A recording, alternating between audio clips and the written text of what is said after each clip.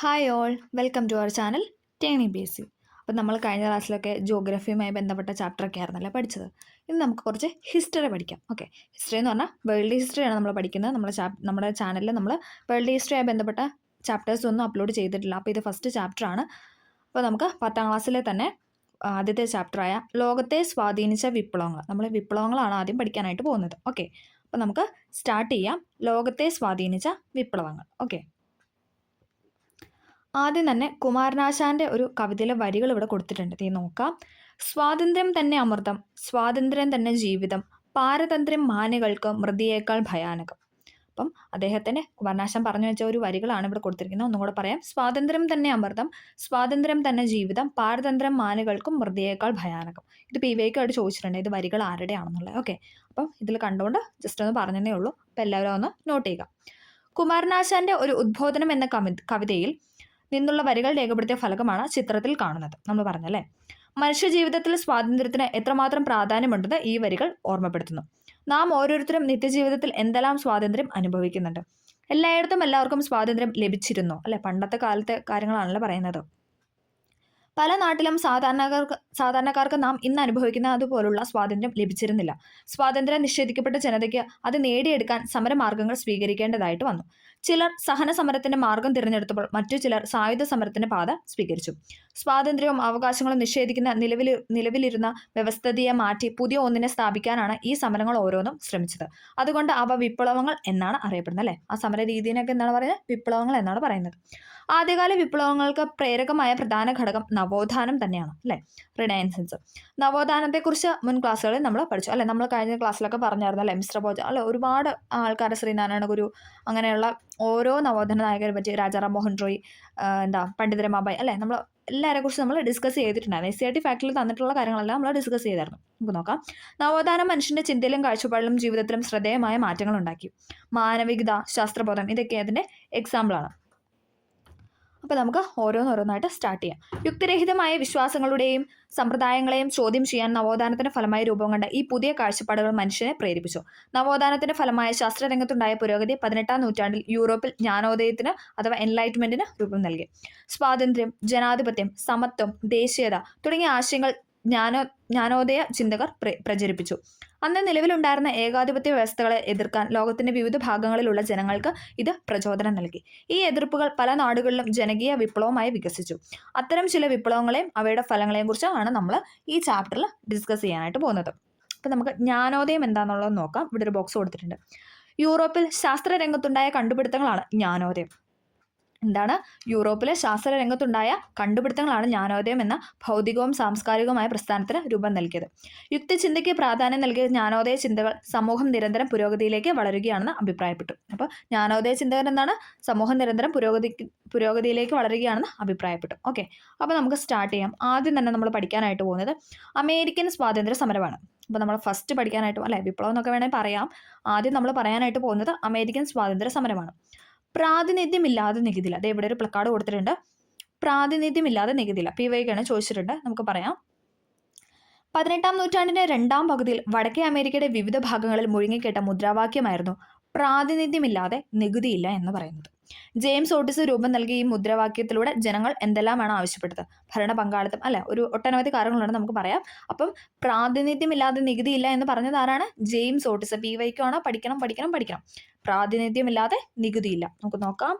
പ്രാതിനിധ്യമില്ലാതെ നികുതിയില്ല, James Otis. PYക്കാണ്, important ആണ്. പ്രാതിനിധ്യമില്ലാതെ നികുതിയില്ല. ഓക്കെ, ശക്തമായൊരു പ്രക്ഷോഭത്തിന്റെ ഭാഗമായാണ് അമേരിക്കൻ ജനത ഈ മുദ്രാവാക്യം ഉയർത്തുക. അപ്പോൾ അമേരിക്കൻ ജനത അല്ലെ, അതിൻ്റെ ഏത് രാജ്യമാണെന്നും ചോദിച്ചിട്ടുണ്ട്. അമേരിക്കയാണ്. അമേരിക്കയുമായി ബന്ധപ്പെട്ട എന്താണ് മുദ്രാവാക്യമായിരുന്നു പ്രാതിനിധ്യമില്ലാതെ നികുതിയില്ല. ഇത് പറഞ്ഞ വ്യക്തി ആരാന്ന് ചോദിച്ചാൽ ജെയിംസ് ഓട്ടിസ്. ശക്തമായൊരു പ്രക്ഷോഭത്തിന്റെ ഭാഗമായാണ് അമേരിക്കൻ ജനത ഈ മുദ്രാവാക്യം ഉയർത്തിയത്. അതിനിടയാക്കിയ സാഹചര്യം എന്താണെന്നാണ് നമ്മളിനി പറയാനായിട്ട് പോകുന്നത്. 16ാം നൂറ്റാണ്ടിന് ആരംഭം മുതൽ അല്ലെ, 1500 കാലഘട്ടത്തിൽ അല്ലെ, 16ാം നൂറ്റാണ്ടിന് ആരംഭം മുതൽ യൂറോപ്പിൽ നിന്ന് വടക്കേ അമേരിക്കയിലേക്ക് ജനങ്ങൾ കുടിയേറാനായിട്ട് സ്റ്റാർട്ട് ചെയ്തു.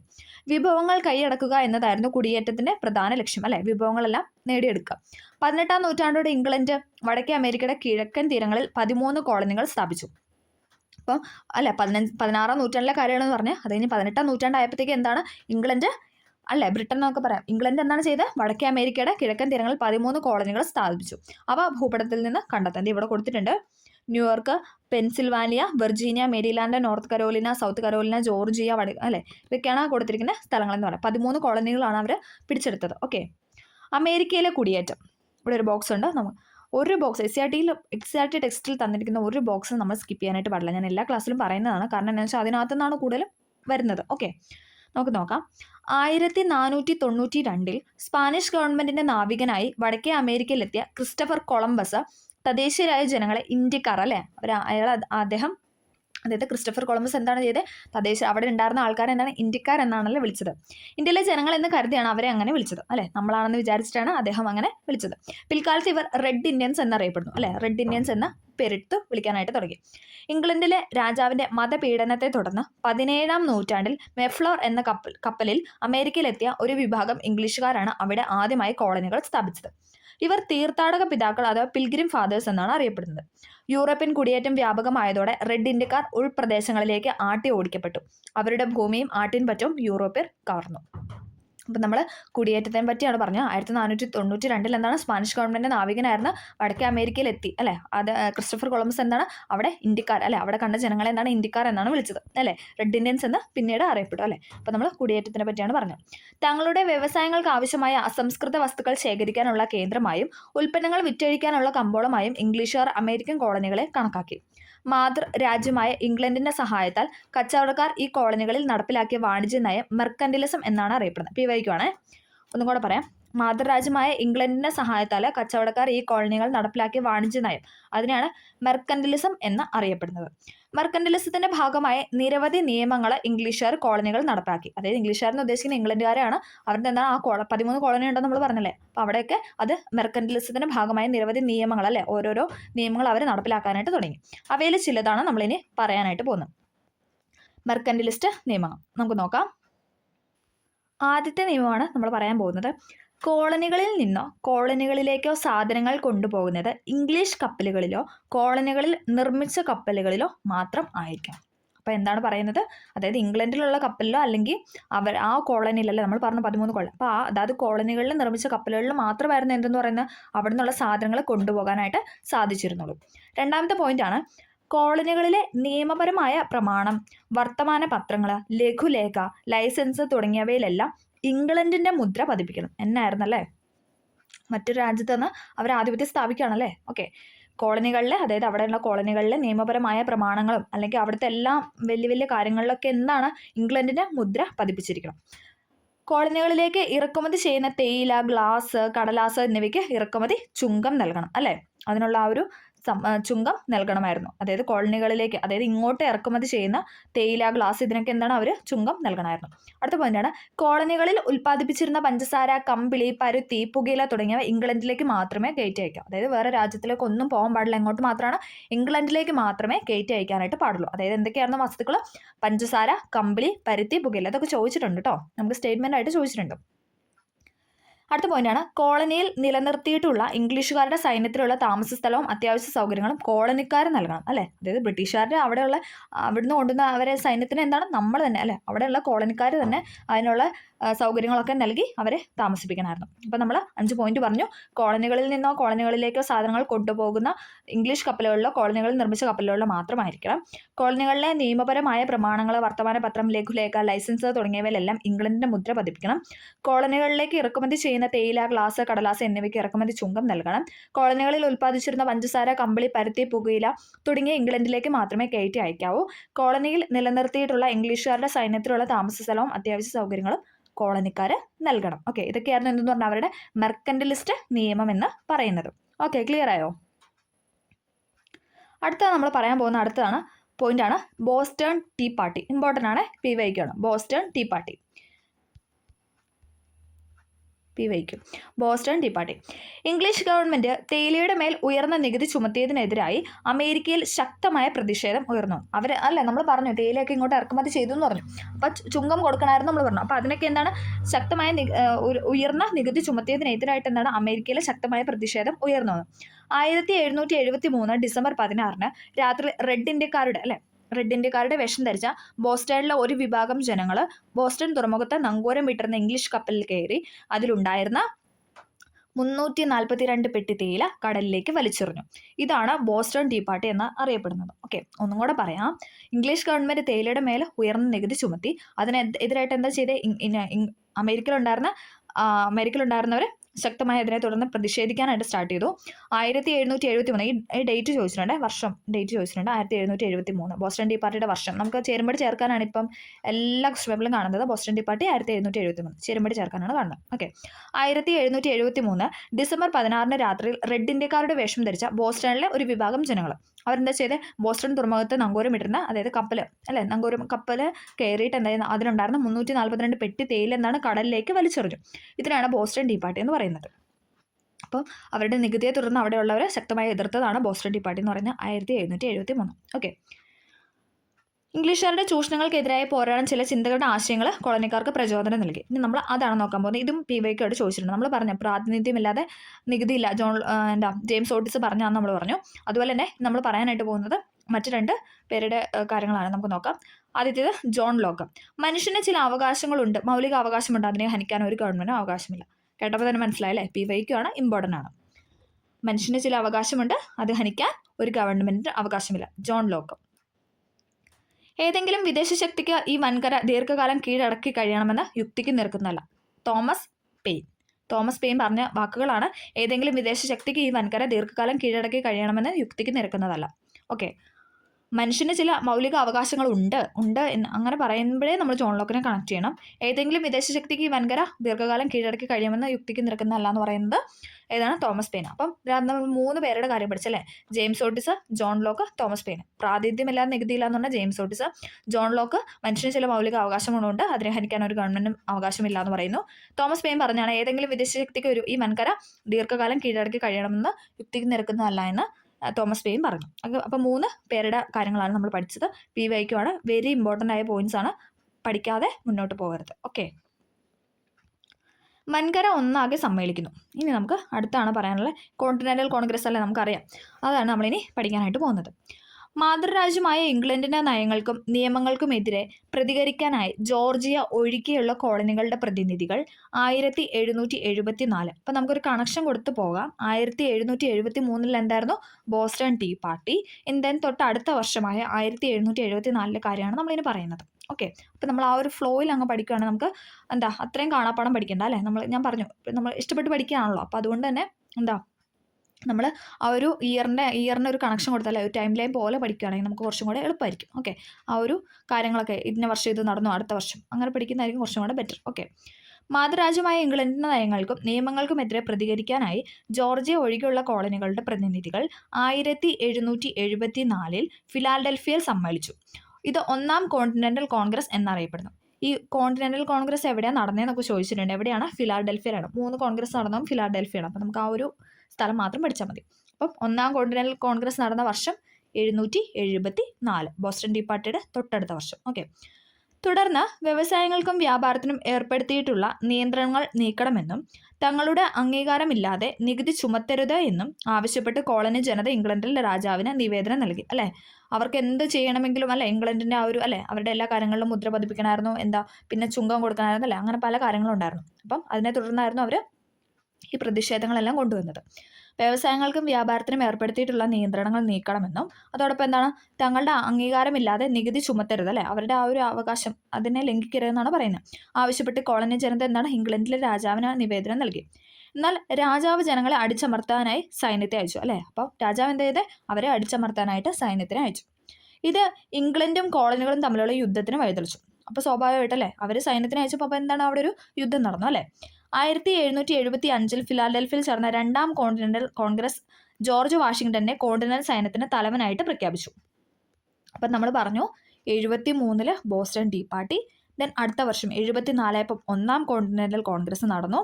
ആ സമയത്ത് അവർ രാജാവിന് നിവേദനം അയച്ചല്ലേ, ചുങ്കങ്ങൾ മാറ്റണം അല്ലെങ്കിൽ അവരുടെ അവകാശമായി ബന്ധപ്പെട്ട അല്ലേ ആ ഒരു കാര്യങ്ങളൊക്കെ അയച്ചു. അപ്പോൾ രാജാവ് അത് അടിച്ചമർത്താനായി സൈന്യത്തിന് അയച്ചു. അപ്പോൾ അവിടെ ഒരു യുദ്ധം നടന്നു. ദെൻ തൊട്ടടുത്ത വർഷം 75 ആയപ്പോൾ 2ാം കോണ്ടിനെന്റൽ കോൺഗ്രസ് നടന്നു.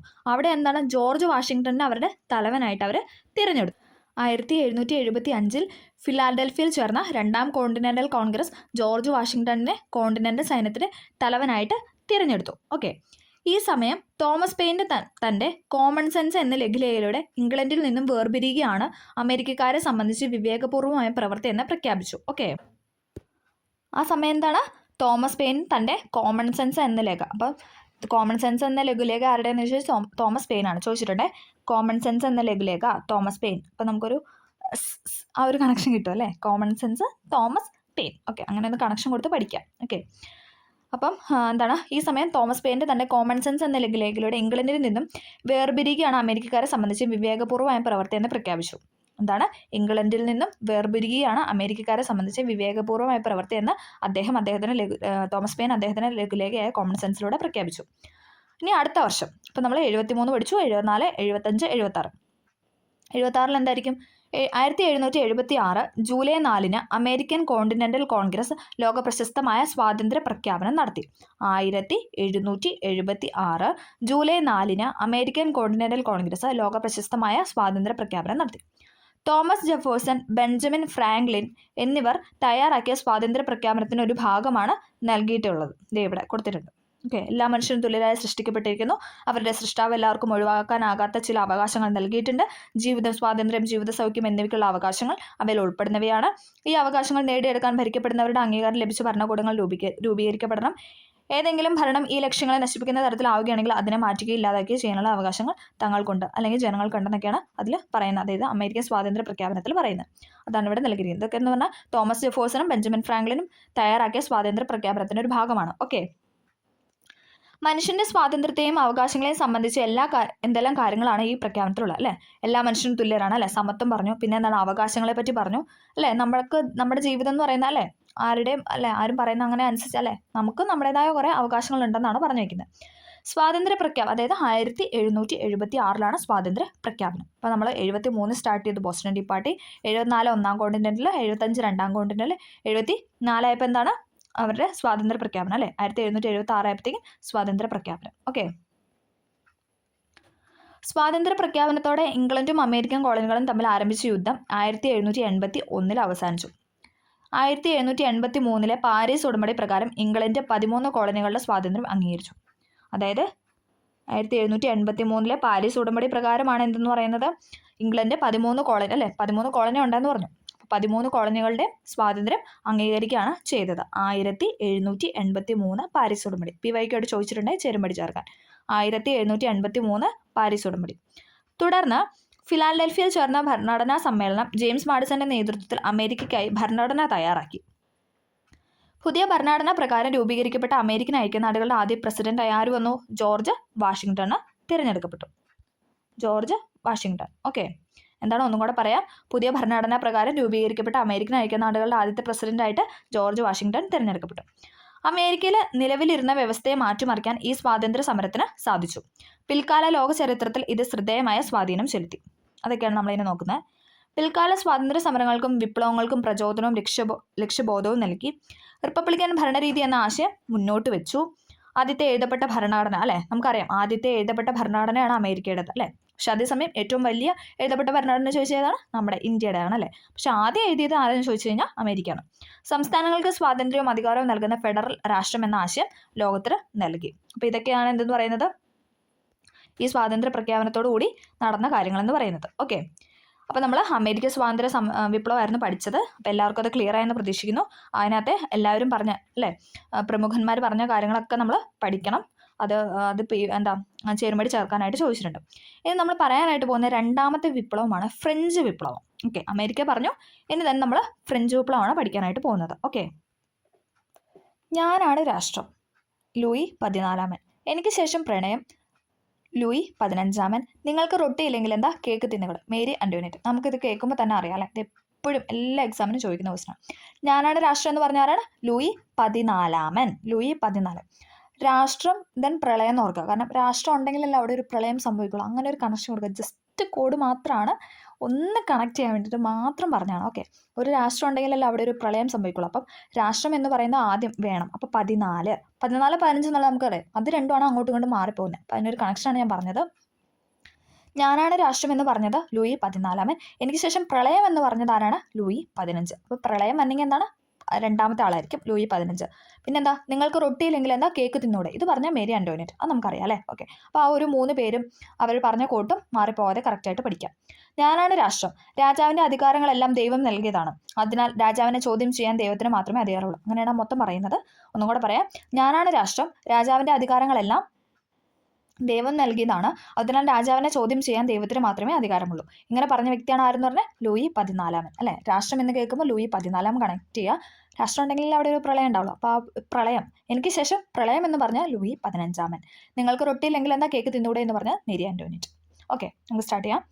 17-18 നൂറ്റാണ്ടുകളിൽ ഫ്രാൻസിന്റെ ഭരണം നിയന്ത്രിച്ചിരുന്നവരുടെ ചില പ്രസ്താവനകളും അവരുടെ അധികാര കേന്ദ്രമായ വേഴ്സായി കൊട്ടാരത്തിന്റെ ചിത്രവുമാണ് ഇവിടെ നൽകിയിട്ടുള്ളത്. ഇതാണ് വേഴ്സായി കൊട്ടാരം. ഓക്കെ, ഇതിൽ നിന്ന് അക്കാലത്ത് ഫ്രാൻസിൽ നിലനിന്ന ഭരണത്തെക്കുറിച്ചാണ് നമുക്ക് മനസ്സിലായത് അല്ലേ? ഏകാധിപത്യ ഭരണമാണ് നിലനിന്നിരുന്നത്. അതുപോലെ തന്നെ ഭരണാധികാരികൾ ധൂർത്തന്മാരായിരുന്നു. ഫ്രാൻസിൽ നിലനിന്നിരുന്ന ഭരണ സമ്പ്രദായത്തിന് കീഴിൽ ജനങ്ങളുടെ സ്ഥിതി എങ്ങനെയായിരിക്കാം? ചുവടെ തന്നിട്ടുള്ള വരികൾ അതിലേക്ക് വിരൽ ചൂണ്ടുന്നതാണ്. നമുക്ക് നോക്കാം. ഫ്രാൻസിൽ 10-ൽ 9 പേരും പട്ടിണി കൊണ്ട് മരിച്ചപ്പോൾ 10ാമത്തെ ആൾ ദഹനക്കേട് അഥവാ ധൂർത്ത് എന്നൊക്കെ പറയാം അല്ലേ? അജീർണം ബാധിച്ച് മരിച്ചു. എന്താണ്? 10-ൽ 9 പേര് പട്ടിണി കൊണ്ട് മരിച്ചപ്പോൾ ഒരാൾ എന്താണ്? അതിൻ്റെ ആധിക്യം മൂലം മരിച്ചു. ഫ്രാൻസിലെ ഭൂരിഭാഗം ജനങ്ങളും ദുരിതത്തിലായിരുന്നുവെന്നും ഭരണാധികാരികൾ ഉൾപ്പെട്ട ന്യൂനപക്ഷം ആഡംബരവും ധൂർത്തും നിറഞ്ഞ ജീവിതമാണ് നയിച്ചതെന്നും ഇതിൽ നിന്ന് മനസ്സിലാക്കാം അല്ലേ? ഭൂരിഭാഗം എന്തായിരുന്നു? ദുരിതത്തിലായിരുന്നു. പക്ഷെ ബാക്കിയുള്ളവരെന്താ അതിന് ഓപ്പോസിറ്റായിട്ട് ഭയങ്കരമായ അല്ലേ ആഡംബരവും ധൂർത്തൊക്കെ കാണിച്ച് ജീവിതം നയിച്ചവരായിരുന്നു. ഫ്രാൻസിൽ നിലനിന്ന സാമൂഹിക സാമ്പത്തിക അസമത്വങ്ങളായിരുന്നു ഈ അവസ്ഥ സൃഷ്ടിച്ചത്. ഫ്രഞ്ച് സമൂഹത്തെ 3 തട്ടുകളായി തരംതിരിച്ചു. അപ്പം നമ്മൾ ഫ്രഞ്ച് വിപ്ലവമാണ് പറഞ്ഞത്. ഫ്രഞ്ച് സമൂഹത്തിനെ നമ്മൾ 3 തട്ടുകളായിട്ട് തരംതിരിച്ച് പഠിക്കാനായിട്ട് പോവുകയാണ്. ഓക്കെ, അവ എസ്റ്റേറ്റുകൾ എന്നാണ് അറിയപ്പെടുന്നത്. അപ്പോൾ ഫ്രഞ്ച് സമൂഹത്തെ നമ്മൾ 3 തട്ടുകളായിട്ട് തിരിക്കുക. ഇനി അവരെ നമ്മൾ എസ്റ്റേറ്റുകൾ എന്നാണ് അറിയപ്പെടുന്നത്. 3 എസ്റ്റേറ്റുകളായി വിഭജിക്കപ്പെട്ടിരുന്ന ഫ്രഞ്ച് സമൂഹത്തെക്കുറിച്ചുള്ള കൂടുതൽ വിവരങ്ങളാണ് ഇനി നമ്മൾ പറയാനായിട്ട് പോകുന്നത്. ഇത് ഇമ്പോർട്ടൻ്റ് ആണ്. ഈ ബോക്സ് ഒന്ന് സ്ക്രീൻഷോട്ട് എടുത്ത് വെക്കുകയോ അല്ലെങ്കിൽ നിങ്ങൾ എന്താ പറയുക ഒന്ന് ചാർട്ടായിട്ട് ഒന്ന് എഴുതി വെച്ചിട്ട് റൂമിലെല്ലാം വെച്ച് പഠിക്കുക. കാരണം കുറച്ച് പാടാണ്. എന്നാലും ഓക്കെ, നമുക്ക് കണക്ട് ചെയ്ത് പഠിക്കാം. ഓക്കെ, ഫ്രഞ്ച് സമൂഹം നമ്മൾ പറഞ്ഞ 3 എസ്റ്റേറ്റ് ഉണ്ട്. അപ്പോൾ നമുക്ക് 3 ഒന്ന് പരിചയപ്പെടാം. ഓക്കെ, ഒന്നാമത്തെ എസ്റ്റേറ്റ് ആണ് പുരോഹിതന്മാർ. എന്താണ്? പുരോഹിതന്മാർ. രണ്ടാമത്തെ പ്രഭുക്കൾ. മൂന്നാമത്തേവരാണ് കച്ചവടക്കാർ, എഴുത്തുകാർ, പിന്നെ അഭിഭാഷകർ, ഉദ്യോഗസ്ഥർ, അധ്യാപകർ, ബാങ്കർമാർ എന്നിവരടങ്ങിയ മധ്യവർഗം, കർഷകർ, കൈത്തൊഴിലാളി. ഇതൊക്കെയാണ് 3ാമത്തെ എസ്റ്റേറ്റ്. അപ്പം നമുക്കിത് വായിച്ചപ്പോൾ തന്നെ മനസ്സിലായി 3ാമത്തെ എസ്റ്റേറ്റിലാണ് എന്തെന്ന് പറഞ്ഞാൽ ഭൂരിഭാഗം ജനങ്ങൾ അല്ലേ? അപ്പം ആദ്യത്തെ എസ്റ്റേറ്റിൽ പുരോഹിതന്മാരാണ്. നമ്മളിനി അതാണ് പറയുന്നത്, പുരോഹിതന്മാർ. ധാരാളം ഭൂപ്രദേശം കൈവശം വെച്ചു. അപ്പോൾ പുരോഹിതന്മാരുടെ കാര്യമാണ് പറയുന്നത്. ധാരാളം ഭൂപ്രദേശം എന്താണ് അവരുടെ കൈവശം ഉണ്ടായിരുന്നു.